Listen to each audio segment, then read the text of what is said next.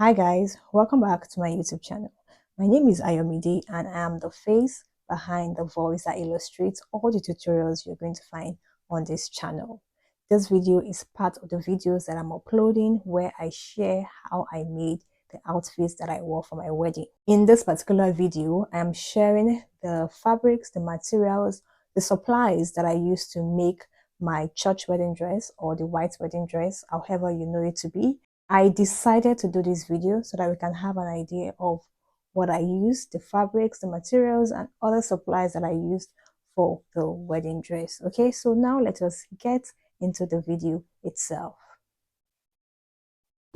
First, first off here, I have this satin fabric, off-white. I do not like pure white. I don't know why, but I don't like pure white. I love off-white. This is off-white fabric, satin.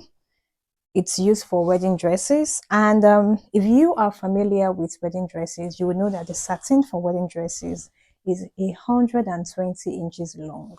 Okay, so this right here is folded into two. I will not be opening it up along the length, but so it is folded into two, meaning I should have about 60 inches like this in length, and I got a total of 5 yards. Okay, so I have 5 yards here, and that is because of this kind of style that I'm working on.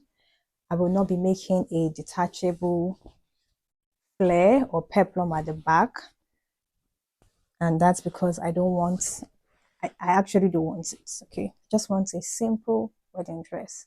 I don't want no detachable thing at the back, so that is why I got 5 yards. But if you want a detachable train, you'll be getting more than that, maybe 10, maybe 12, maybe 8. Just do your calculations and get the number of yards that you believe would be sufficient.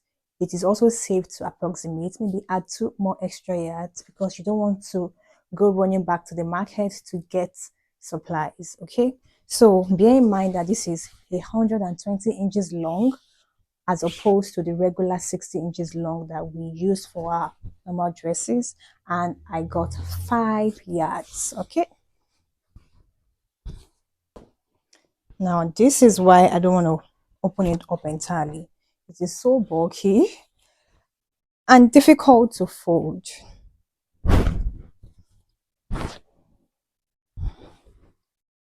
Also, I have this embroidery lace or bridal lace.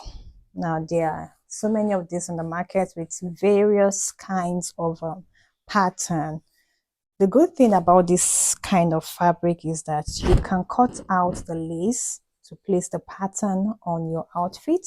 So 2 options: you can either cut directly on the fabric or make your dress and cut out this lace and place them on your fabric. I'm still trying to decide what to do, but I think I'm tilting towards making my dress entirely.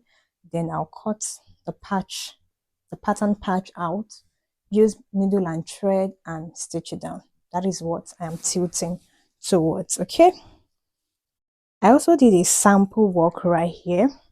So I decided to fix studs. I don't know if you can see clearly, and just see how it's gonna come out. So I'm still thinking if I should do something like this or go with pearls, but this is just a sample tryout. And the ironic thing is that I did this on the wrong side of the fabric, but it still came out nice. This is the right side, this is the wrong side.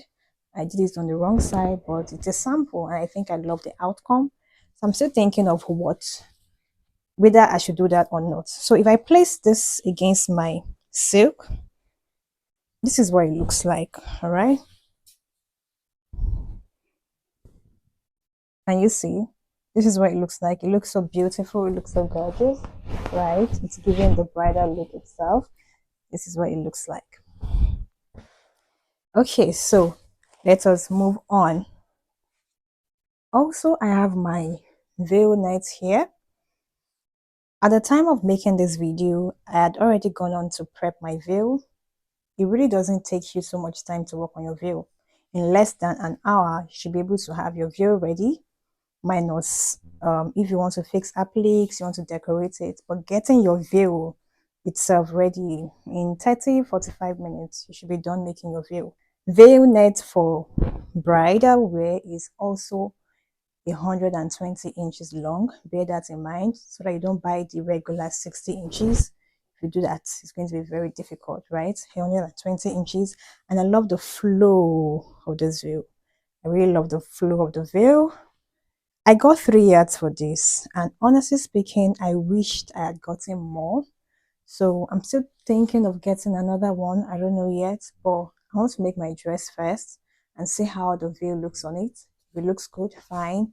If I'm not really comfortable, maybe I may get another veil. But as for now, this is the veil. Okay. To line my fabric, I have this our normal lining, regular lining that we use to line our laces. Is also off-white. I got about 8 yards. I know it's going to be more than enough. I got 8 yards of this. I've got bra cups too. This may not be necessary for all, but depending on the kind of style and how you want to cut your clothes, I got bra cups.